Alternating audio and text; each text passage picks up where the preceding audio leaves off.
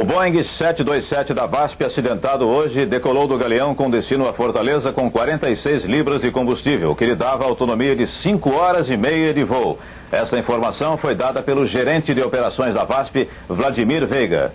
Estas são imagens do Boeing prefixo PPSRK, feitas no aeroporto de Congonhas pelo cinegrafista amador Carlos Martins Ribeiro Júnior na tarde de ontem. As imagens foram feitas de dentro de um outro pequeno avião de propriedade de Carlos Martins. O Sindicato Nacional dos Aeronautas decidiu hoje que uma comissão de pilotos irá ainda esta semana ao governador de São Paulo pedir o afastamento de toda a diretoria da VASP. O presidente da VASP, Geraldo Meira da Silva, negou hoje que a empresa esteja forçando os tripulantes a cumprirem horário de voo além do regulamentar. Afirmou que os aviões são submetidos a todas as revisões. No Ceará, o estádio de futebol do Pacatuba, que fica a 10 quilômetros do local do acidente, foi transformado em heliporto para receber os corpos das vítimas. Às 8h30 da manhã, equipes do Exército, base aérea e vários médicos funcionavam como grupo de apoio aos que estavam operando na serra. 4 helicópteros se dirigiam a todo momento para o local do acidente. Condicionados em sacos, os corpos chegaram depois de 2h30 de operação. A primeira coisa que veio à nossa cabeça foi exatamente chegar no local para arrumar uma zona de pouso de helicóptero para que pudesse facilitar o trabalho. Isto é, os helicópteros descendo, principalmente na iminência de verificarmos alguns sobreviventes. Essa é a ideia inicial. Mas então nós descemos por um cabo de aço, que era a única maneira que tinha de descer, e ao chegarmos no local verificamos que não tinha condições de montarmos uma ZPH, porque o terreno é bastante íngreme e de pedras. Na madrugada do dia 8 de junho de 1982, às 2h45 da manhã, um dos Boeing 727 Super 200, com as cores da empresa paulista VASP e ostentando o prefixo PPSRK, aproximava-se para efetuar seu pouso sob uma fina chuva na cidade de Fortaleza, Ceará, após cumprir mais de um voo na intensa malha de rodas da companhia. Porém, repentinamente, um estrondo foi ouvido em uma pequena localidade nos arredores da capital chamada Pacatuba, acordando a maioria dos moradores que, sem saber, ouviram o maior e mais grave acidente da aviação comercial brasileira. Bom, a história do avião foi um tanto assim quanto triste para todos nós. Era exatamente 2h45 da madrugada quando houve o problema de uma explosão. Nós acordamos com uma explosão muito forte e ninguém sabia o que era, né? Como se fosse uma bomba de repente. E em pouco tempo a gente, além disso, ouvia o latido dos cães, aí começou a se ver as portas, janelas abrindo, a gente ouviu o barulho das casas abrindo as portas, e a gente também teve a curiosidade de sair para ver o que estava acontecendo. O avião, que havia decolado do aeroporto de Congonhas, em São Paulo, e feito escala no Rio de Janeiro, realizava o voo 168, sem maiores problemas até bater e explodir em uma serra durante sua aproximação, causando a morte imediata de 137 pessoas que levava. Na manhã daquele dia, a cidade de Pacatuba acordava agitada. Chegava no município os profissionais de segurança para realizar os primeiros atendimentos e socorros. A aeronave do maior acidente da aviação brasileira não era de propriedade da VASP. A empresa paulista que encomendou seu primeiro 727 em 1977 foi a única empresa brasileira a operar o modelo 200 no país, nos anos 80. Chegando a ter um total de 12 unidades de 727 com as suas cores, entre 2 modelos, 100 que operaram como cargueiros vindos da Lufthansa e os modelos 200, na empresa chamados de Super 200, para diferenciá-los dos 727 das outras companhias nacionais. Enquanto aguardava a entrega de algumas de suas próprias unidades e também dos seus novos Airbus A300, a VASP arrendou um 727-212A que havia sido antes da Singapore Airlines, que aqui operou com o prefixo de PPSRK. A aeronave em questão tinha o número serial 21347 e era o avião de número 1282, na linha de montagem da Boeing, tendo voado pela primeira vez em 23 de julho de 1977. Encomendado como 9V SXA pela Singapore, foi entregue para a empresa como 9V SGA em 30 de agosto de 1977 e com menos de 3 anos de uso, foi vendido em 6 de junho de 1980 para a International Lace Finance Corporation, sendo arrendado para a VASP nesta mesma data, operando por 2 anos na empresa brasileira antes do acidente.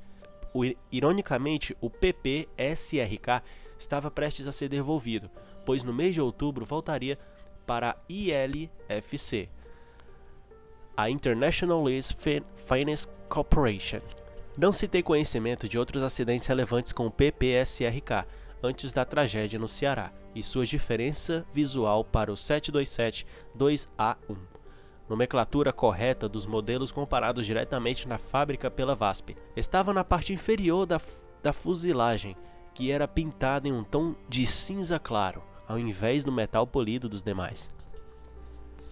Galera, esses são os dados principais do voo, e eu vou estar deixando aí no vídeo para vocês entenderem melhor, entendeu?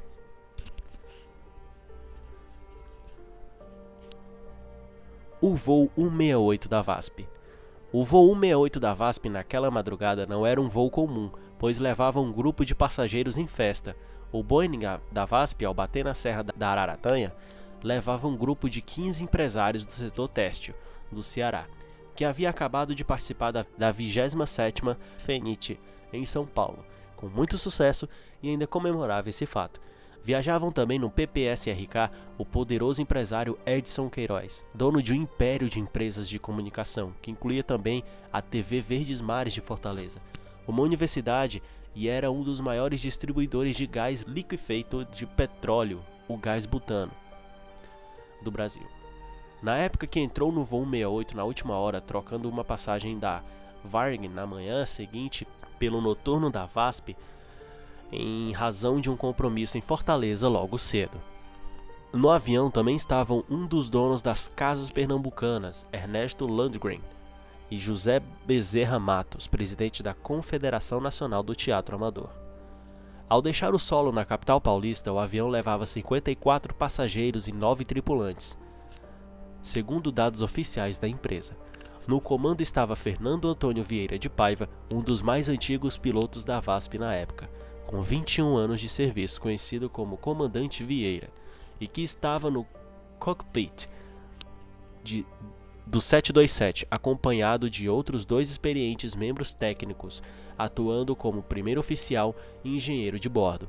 Segundo o relatório do Centro de Investigação e Prevenção de Acidentes Aeronáuticos, CENIPA, do Ministério da Aeronáutica, a decolagem em São Paulo ocorreu às 10 horas e 53 minutos da noite, do dia 7 de junho de 1982, uma noite clara de segunda-feira na capital paulista. Galera, esse é o mapa fazendo a rota, certo? Do avião saindo de São Paulo, chegando do Rio de Janeiro, vindo até Fortaleza, passando ali por Petrolina. Tá aí o mapa, certo? E eu tenho uma observaçãozinha aqui para dizer. O mapa ao lado, o mapa que você tá vendo aí, publicado originalmente pela revista Veja, mostra a rota do PP-SRK desde o momento em que ele decolou de São Paulo com destino ao Rio de Janeiro e depois desta cidade para Fortaleza. O avião passou por Minas Gerais, Bahia, Pernambuco, onde nota-se a curva na região de Petrolina para a última etapa, o Ceará. Era um voo longo, cruzando quase todo o Brasil. Cerca de 45 minutos depois de decolar do aeroporto de Congonhas, o PP-SRK pousou no Galeão, na cidade do Rio de Janeiro, cumprindo a única escala do voo com destino a Fortaleza. Ali, outros 67 passageiros embarcaram na aeronave, orientados pelo chefe de cabine, Humberto Pestana, que comandava mais 5 comissários. Com 22 mil litros de querosene em seus tanques, a decolagem do Rio de Janeiro foi efetuada à meia-noite e 12 minutos, e o voo prosseguiu, com lotação quase completa, para o seu destino final. A VASP utilizava seus 727 na configuração de 152 lugares em classe única, com 24 fileiras de 6 lugares, 2 com 3 lugares e 1 com apenas 2 lugares, sendo fumantes no lado esquerdo e não fumantes no lado direito. Pouco tempo depois da decolagem, iniciou-se o serviço de bordo, servindo de 2 galleries diferentes e os passageiros, confortáveis na cabine, pressurizada com temperatura de 22 graus, puderam se distrair com os 7 canais de áudio que a VASP chamava de música no ar.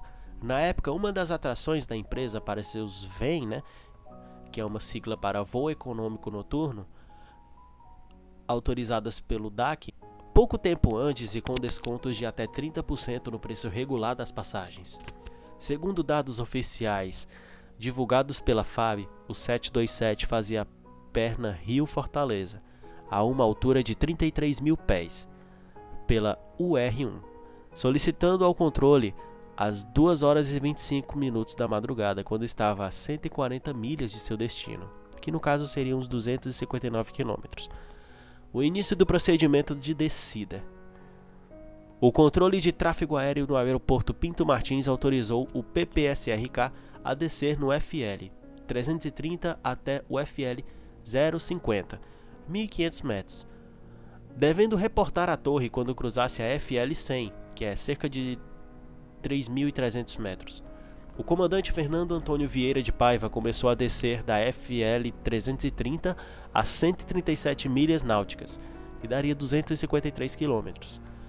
Quando pelas cartas de navegação utilizadas para a aproximação do aeroporto Pinto Martins, deveria fazê-lo a 86 milhas náuticas, 159 quilômetros.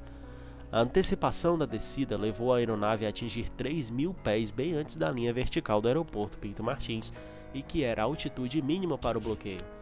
O alarme de altitude existente na cabine da aeronave é acionado durante 2 vezes nessa passagem de altitude. O primeiro sinal de alerta é dado quando a aeronave atinge a altura de 5.800 pés, cerca de 1.933 metros. O segundo quando ela atinge 2.300 pés, cerca de 767 metros. Ao cruzar a altitude de 3.800 pés, o copiloto adverte o comandante da aeronave para a presença de morotes à frente, sem que o mesmo interrompesse a descida. 1 minuto e 11 segundos após este aviso, a proa da aeronave é levantada em 8 graus. Tal desvio, somando a intenção de efetuar um tráfego visual, levou os técnicos do CENIPA a concluir que o comandante tentava interceptar a perna do vento na pista 13 do aeroporto Pinto Martins. O procedimento padrão no Ceará para o pouso de grandes aeronaves é semelhante, venha ela por dentro do estado ou pelo litoral. Dessa forma, o 727 deveria inicialmente ir para a esquerda na pista do aeroporto Pinto Martins, no sentido oeste, para o leste, que é por Icaraí, Aerolândia, onde a pista de pouso fica à esquerda do comandante da aeronave. A tripulação do voo 168 pretendia cruzar a pista vendo à esquerda e após a passagem virar-se novamente à esquerda por 2 vezes no sentido Aerolândia a Icaraí, pegando a chamada perna base após a inclinação da aeronave. Sua última manobra seria virar novamente à esquerda e descer na final para o pouso. Após atingir a altitude solicitada e já tendo obtido referências visuais ao avistar a cidade de Fortaleza, o relatório do CENIPA aponta que o comandante do Boeing 727 da VASP optou por continuar na descida para a faixa de 1.500 pés, que é a altitude do tráfego visual em Fortaleza. O copiloto da aeronave não reporta o nivelamento no FL 050. 1 minuto e 12 segundos depois, com a aeronave prosseguindo na descida com o Altitude Alert, selecionado para 1.500 pés, que no caso seria 500 metros. Galera, quando eu for falando essas coisas de pés e tal, eu sempre vou, falar pra vocês, galera, isso aqui é como se fosse 500 metros e tal, é 500 metros e tal, entendeu? Pro vídeo ficar mais fácil pra você entender. Exatamente às 2h45 da manhã de 8 de junho de 1982, o PPSRK choca-se a 1.950 pés de altitude, que no caso seria 594 metros, e uma velocidade de 295 nós, que seria 530 km por hora, contra a Serra da Aratanha. Aqui ao redor do campo, muitos curiosos, moradores da cidade de Pacatuba, visitantes que estavam passando pela cidade e também os parentes das vítimas que vinham de Fortaleza para a cidade com uma esperança de encontrar uma vida. Às 8h30 da manhã, equipes do Exército, base aérea e vários médicos funcionavam como grupo de apoio aos que estavam operando na serra. 4 helicópteros se dirigiam a todo momento para o local do acidente. Condicionados em sacos, os corpos chegaram depois de 2h30 de operação. No local do acidente, muitas pessoas também foram até lá para poder acreditar no que havia acontecido. Ninguém acreditava que havia realmente caído um avião. E lá a cena não era outra, era muita tristeza. Muita gente ainda não sabe o que realmente motivou a causa desse acidente. E para poder tentar entender, a nossa equipe foi conversar com um piloto de avião. Eu não sou piloto da aviação comercial, sou piloto privado, aeronaves pequenas, mas eu sou um curioso. O controle de tráfego aéreo autorizou ele descer para 5.000 pés. A serra da Pacatuba tem 2.000 e poucos pés de altura, ou seja, se ele tivesse obedecido essa restrição, teria passado sem problemas pela serra. Ele reportou que iria descer para 5.000 pés, só que acabou não cumprindo essa restrição. Ele supõe-se que ele tenha visto as luzes da cidade de Fortaleza e decidiu prosseguir para uma aproximação visual descendo para a altitude de tráfego, que é 1.500 pés aqui em Fortaleza, 1.500 pés acima do nível do solo, para fazer uma aproximação visual. Ele bateu a mais de 500 km por hora, a uma altitude de 1.950 pés na serra.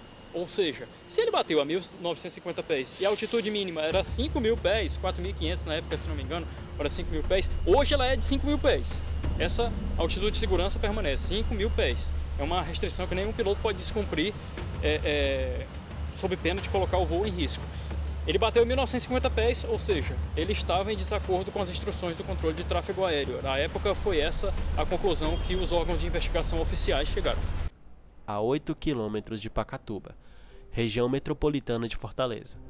Ainda segundo a FAB, as condições meteorológicas do aeroporto Pinto Martins permitiam operações visuais com ventos fracos, visibilidade acima de 10 km, céu encoberto, teto de nuvens a 600 metros, nuvens altas acima de 600 metros, e temperatura na marca de 24 graus na hora do acidente.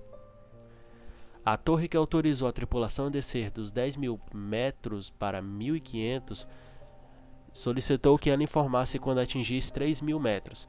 Recebeu o último contato do PPSRK, quando ele atingiu 2.800 metros e a tripulação disse que estava a 55 milhas, pouco mais de 100 quilômetros do aeroporto. A torre então confirmou a autorização para a descida de até 1.500 metros, pedindo que o 727 mantivesse aquela altura, não recebendo mais nenhum contato por parte do avião da Companhia Paulista. 5 minutos após o último contato via rádio, o 727 entrou no chamado período de perigo e a torre de Fortaleza acionou o serviço de busca e salvamento da FAB no local, temendo por um desastre que já ocorrerá. O destino do PPSRK estava selado e com ele estava também o de 128 passageiros e 9 tripulantes. Logo depois deste acidente, a VASP trocou a denominação do voo entre São Paulo e Rio de Janeiro Fortaleza de VA168 para VA254. Impacto fulminante. Moradores da cidade como Antônio Fernandes disseram ter ouvido uma forte explosão, seguida de um ligeiro tremor de terra que acordou quase todos em Pacatuba. Segundo ele, várias pessoas saíram às ruas na chuva fina após a explosão e olhando para a Serra da Aratanha. Imaginavam o que teria ocorrido. O impacto com a serra deu-se a uma altura de aproximadamente 594 metros em uma área de muita vegetação, causando a completa destruição do avião e dos corpos da maioria dos ocupantes do 727, chegando até mesmo a ocorrer uma espécie de fusão. entre pedaços dos corpos, os tecidos das roupas e o metal da aeronave. Segundo relatos de quem participou do resgate, os fragmentos do 727 se espalharam por uma grande área e alguns estavam a mais de 500 metros, muitos dos quais ainda podem ser considerados no local após 40 anos depois do acidente. Várias histórias são contadas pela população local sobre fatos estranhos ocorridos entre o momento do impacto e o início da manhã, destes saques até o aparecimento de fantasmas dos mortos, como uma suposta procissão de pessoas de branco, todas com uma vela branca acesa nas mãos, que descia do local do impacto e dirigia-se até a cidade de Pacatuba, horas após o choque do avião com a montanha. Ainda durante a descida, o sistema do avião tocou 2 vezes, quando a aeronave atingiu 5.800 pés e a segunda vez, quando atingiu 2.300 pés. Os 2 avisos sonoros foi ignorado pelo comandante Vieira. A essa altura, a aeronave já estava muito abaixo do nível de segurança determinado pela aviação na época, que era de 3.000 pés.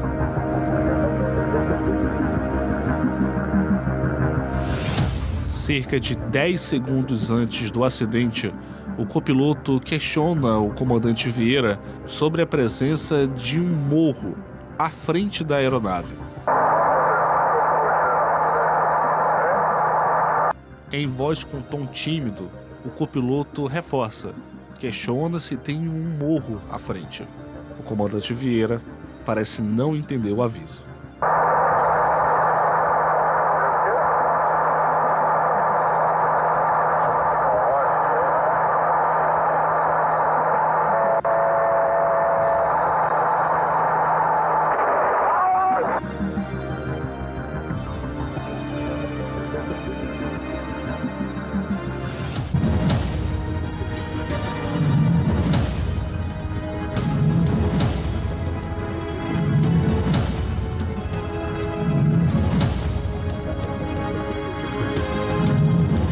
Toda cidade pequena, logo após o acidente, surgiram diversas lendas.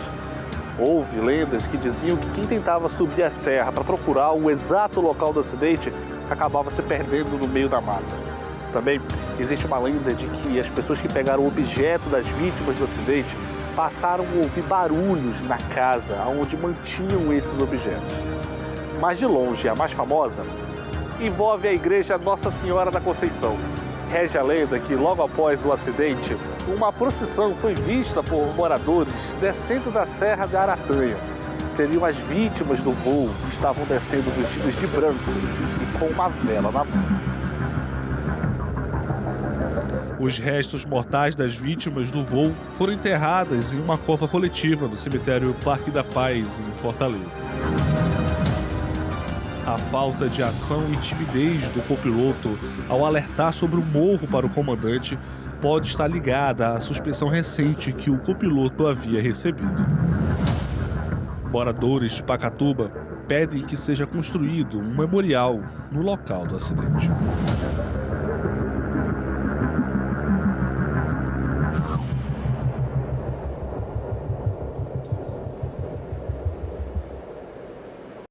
Se você gostou desse vídeo, clica no gostei, se inscreve no canal. Eu fui aqui muito detalhista, né, em relação aqui a hora, modelo do voo e tal. Mas, gente, para histórias como essa, você tem que ser realmente muito detalhista para não deixar perder nada. E pode ser até que eu tenha falado algumas coisas erradas aqui, mas se você já estiver por dentro do assunto, comente aí embaixo também. Clica no gostei, se inscreve no canal. Eu quero agradecer aqui ao Jorge Tadeu, que, cara, me ajudou bastante aqui com esse vídeo. Ele é um roteirista, cara, maravilhoso, jornalista, escritor, roteirista, cara, muito obrigado. Vão conhecer o site dele que vai estar aí na descrição, certo? Acidentes Aéreos Históricos. Quero deixar aqui o meu agradecimento a ele. Acesse o blog dele, o site dele, acho que ele tem Instagram também. Galera, o site dele é muito legal, cheio de conteúdo massa. Eu espero que você goste também, do mesmo jeito que eu gostei, certo? É nóis, até o próximo vídeo.